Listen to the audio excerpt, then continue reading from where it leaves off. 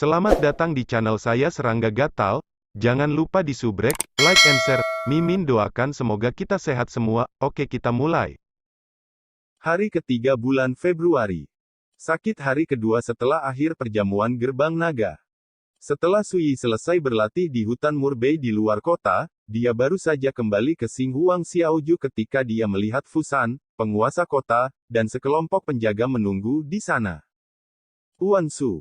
Fusan menyambutnya dengan senyuman, mengepalkan tinjauannya dan berkata, "Tadi malam, Tuan Fu datang ke sini untuk berterima kasih kepada Tuan Su atas tindakannya yang benar-benar di perjamuan Longmen tadi malam, dan kedua untuk memberikan hadiah."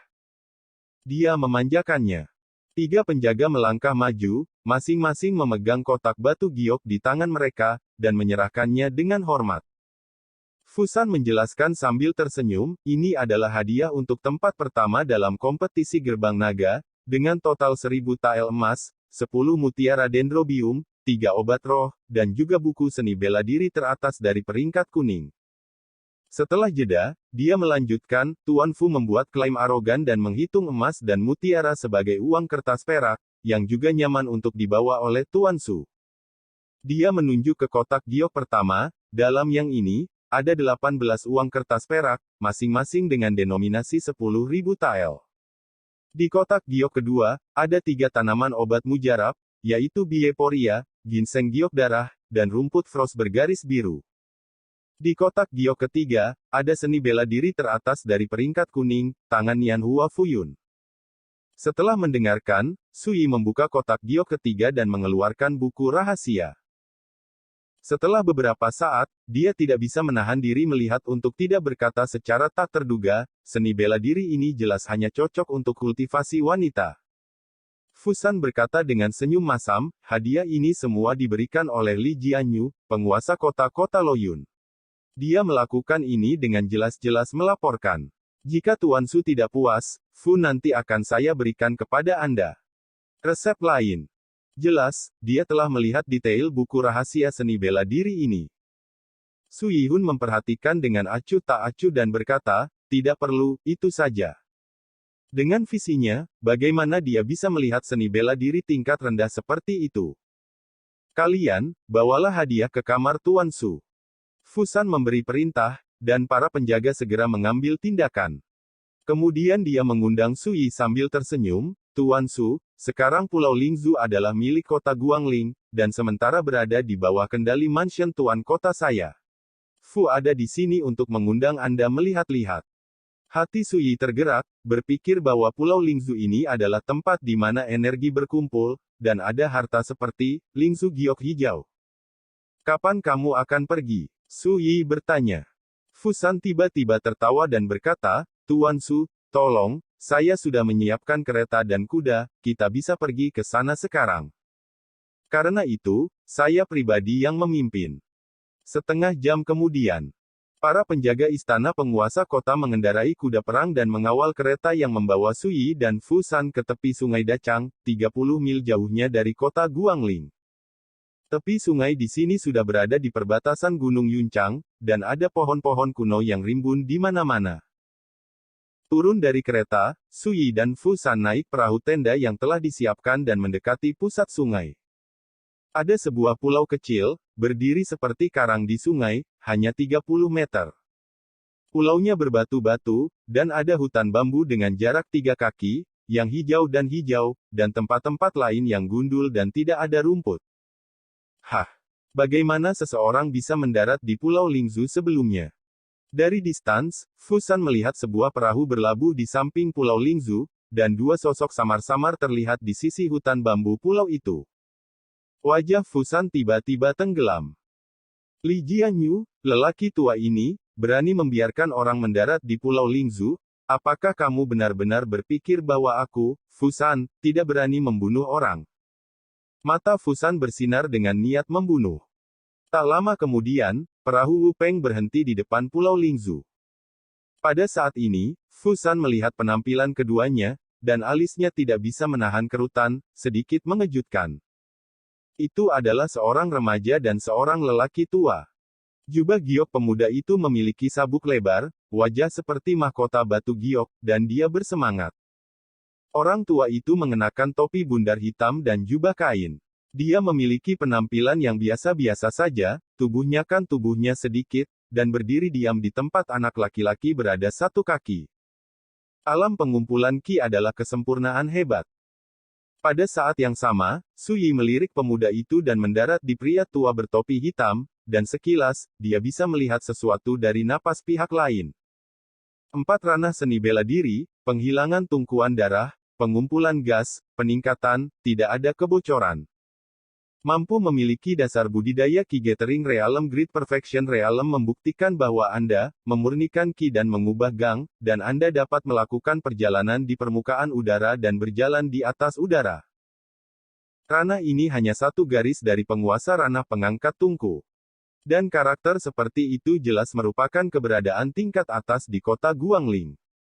Seperti penguasa kota Fusan, dia hanya seorang kultivasi seni bela diri di tahap akhir Qi Gathering Realm, yang merupakan langkah lebih buruk daripada pria tua topi hitam ini.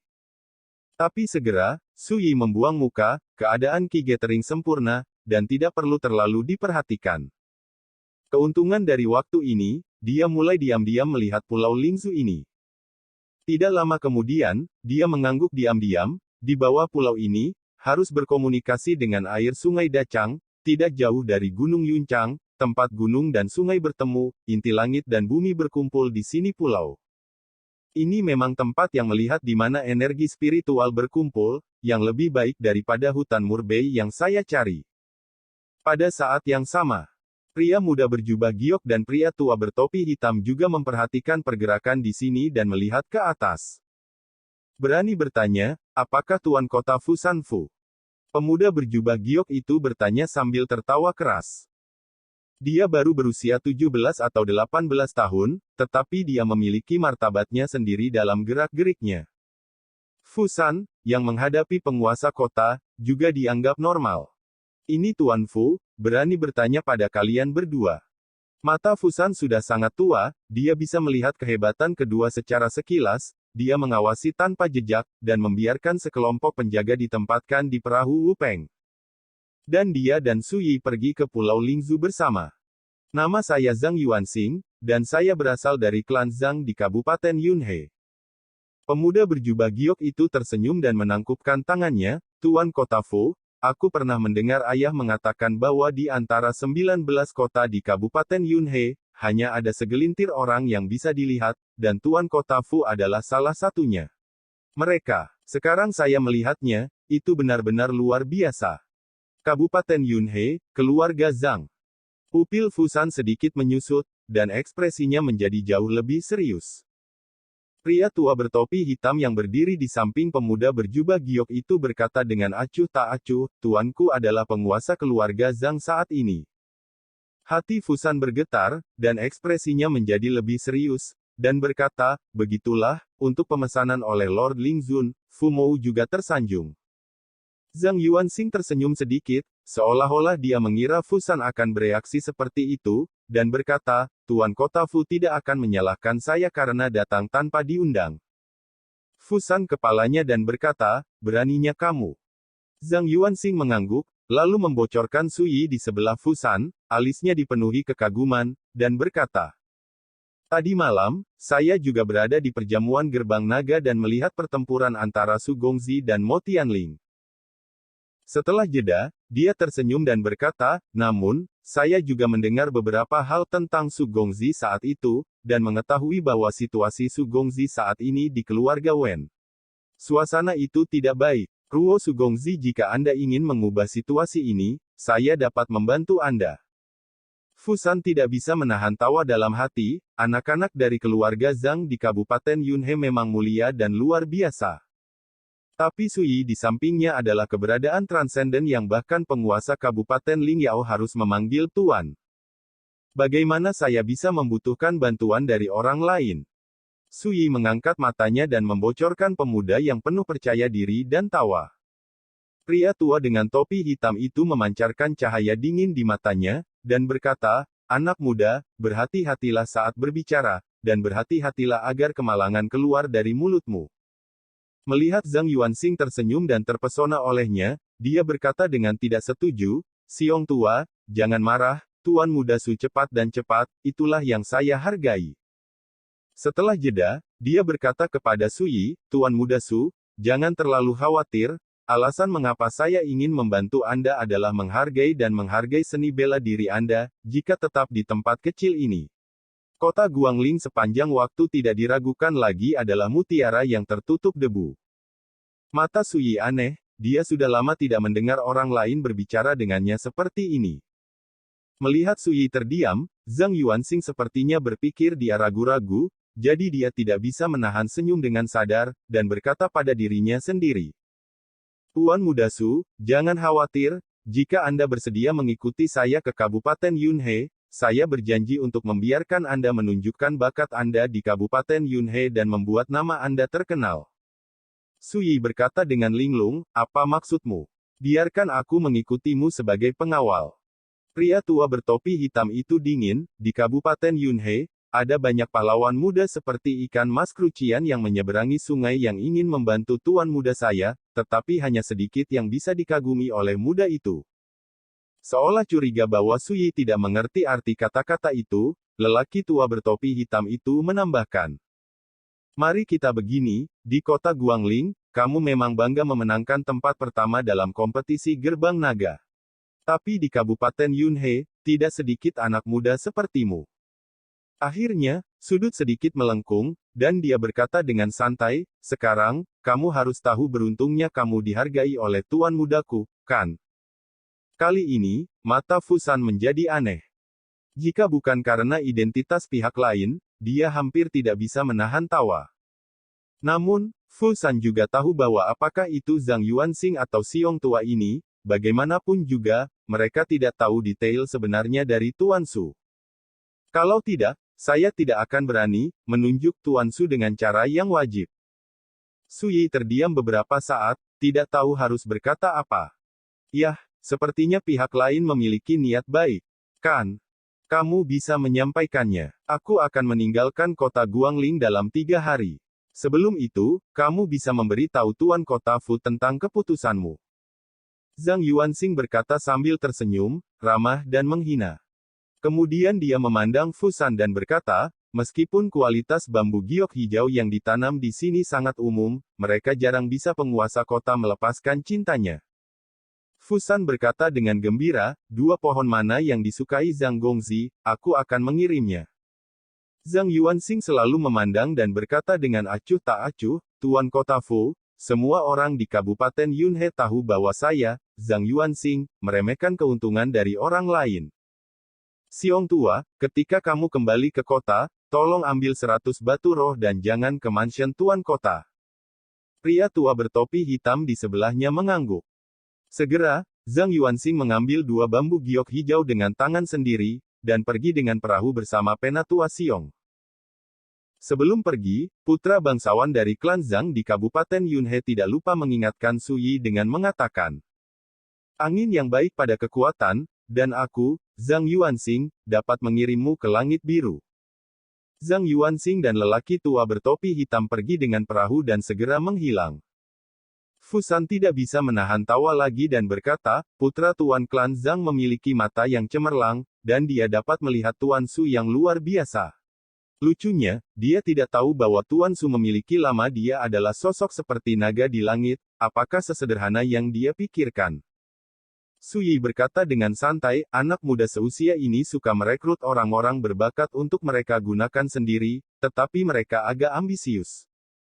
Fusan mengangguk dan berkata, jika itu adalah pahlawan muda lain di kota Guangling, jika ada kesempatan untuk bekerja dengan Zhang Yuanxing ini, saya khawatir hanya sedikit orang yang akan menolak.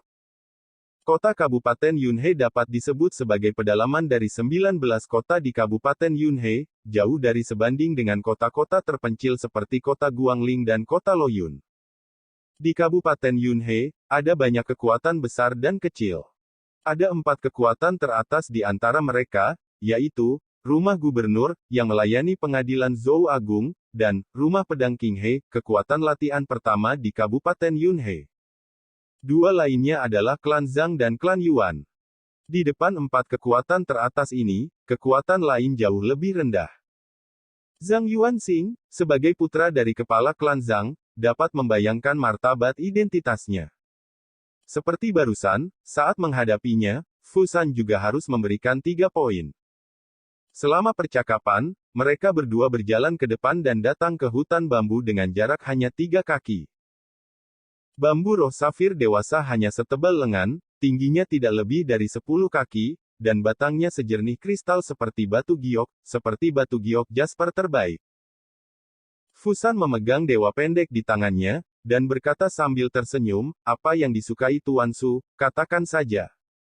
Sui tidak sopan, melihat sedikit, dan memilih salah satu bambu giok hijau. Fusan segera melangkah maju, menggali tanah dengan cangkul pendek, dan bahkan menggali akar bambu roh. Bagaimanapun, ini adalah semacam hal spiritual. Akar dan daun bambu dapat digunakan sebagai obat, dan batangnya dapat digunakan sebagai bahan spiritual. Itu bisa disebut harta karun.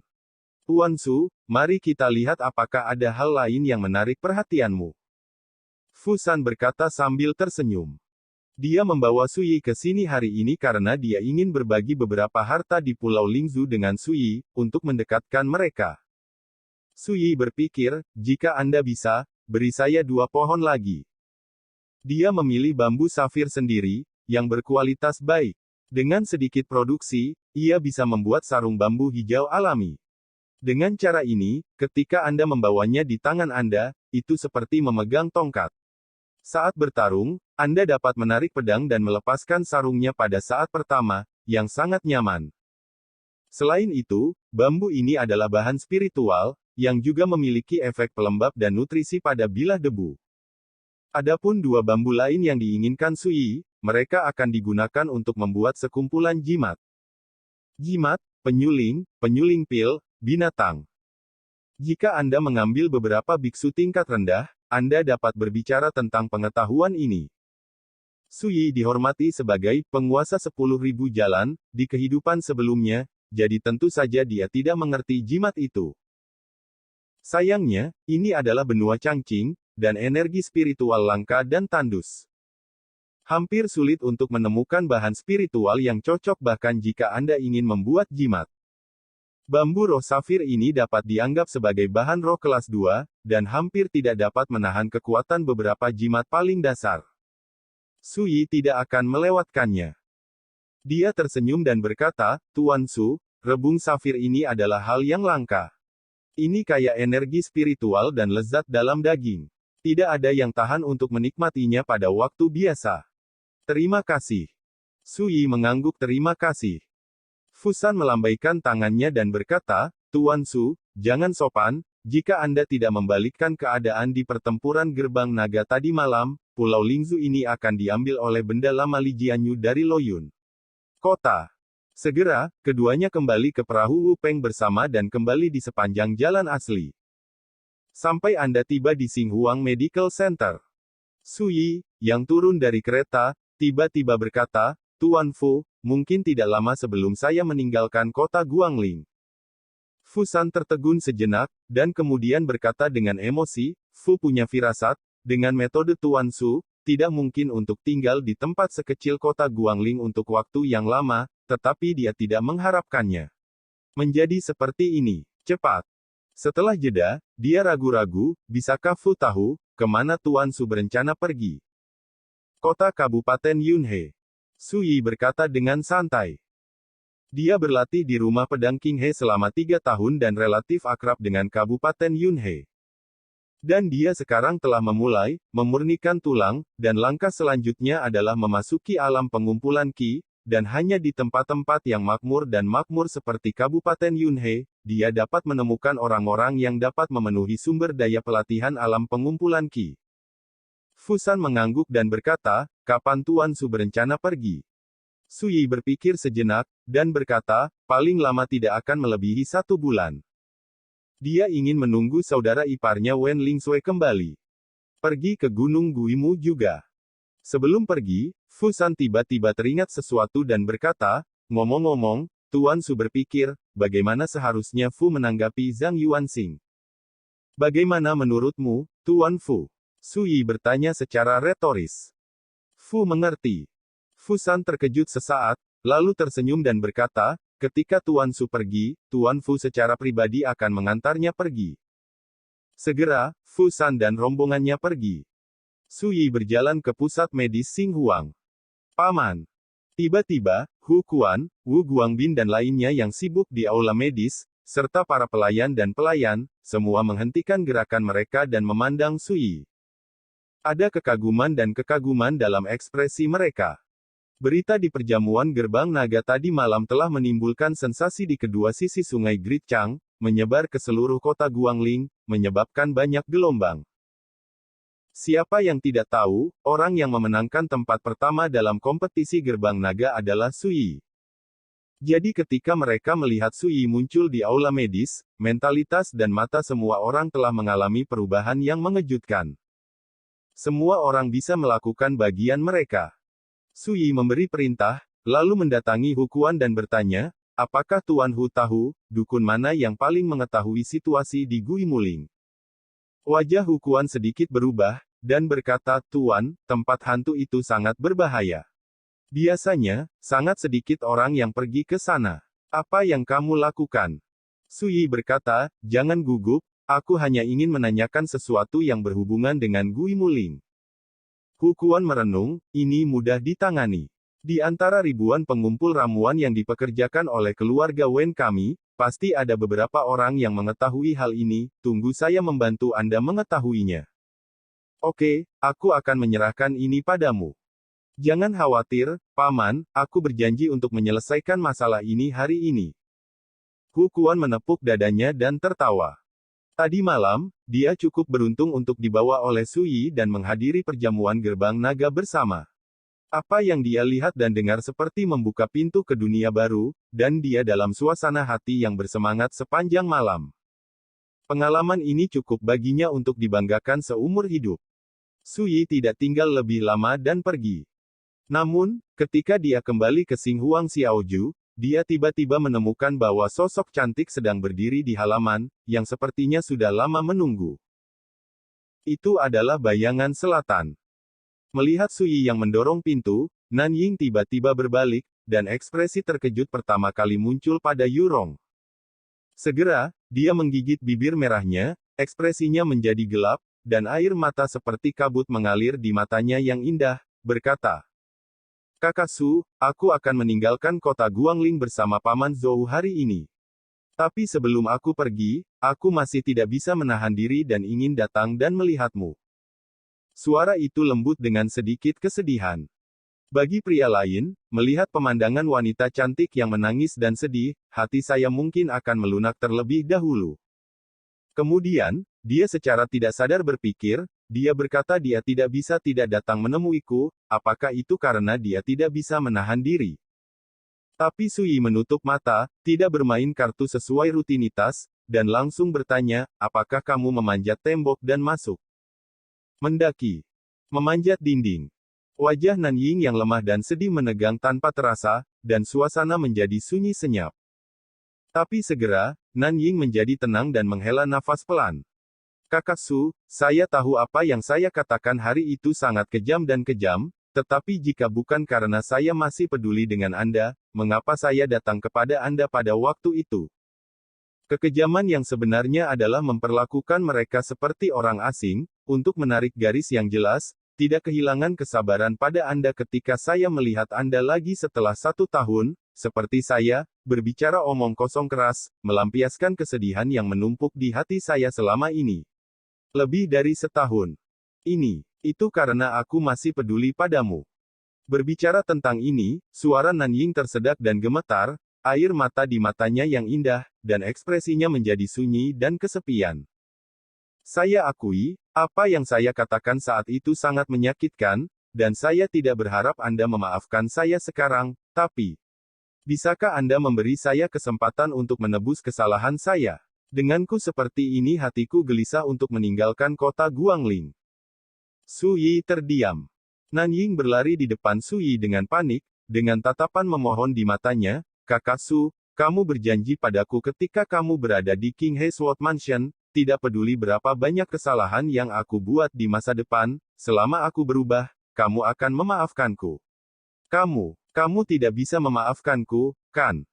Berbicara, dia mengulurkan tangan untuk meraih lengan baju Sui. Sui mundur selangkah dan membiarkannya menangkapnya. Mata Nanying dipenuhi dengan kesedihan.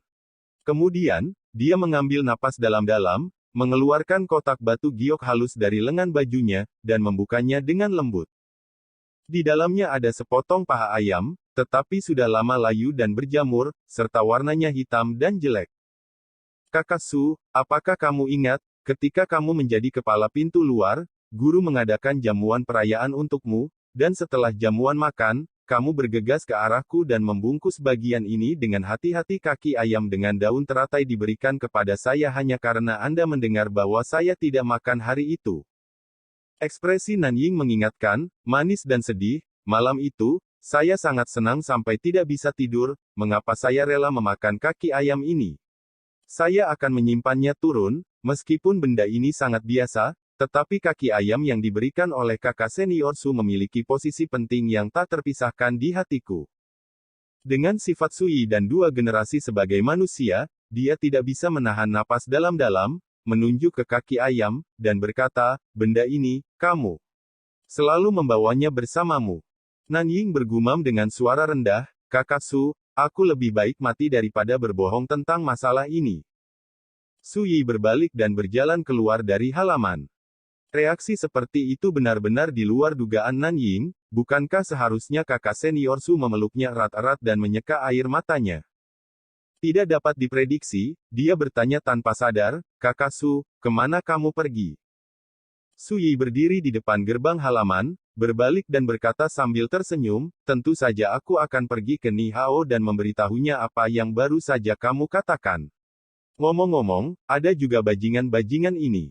Cerita kaki ayam, saya yakin dia akan terkesan dengan Anda setelah mendengarkannya. Nanying tersambar petir. Apakah saya bertindak terlalu keras sekarang? Kalau tidak, dengan karakter yang saya tahu tentang kakak senior Su, saya seharusnya tidak tergerak. Sekian dulu update-annya, tunggu lanjutannya di channel saya Serangga Gatal, di subscribe ya guys. Terima kasih.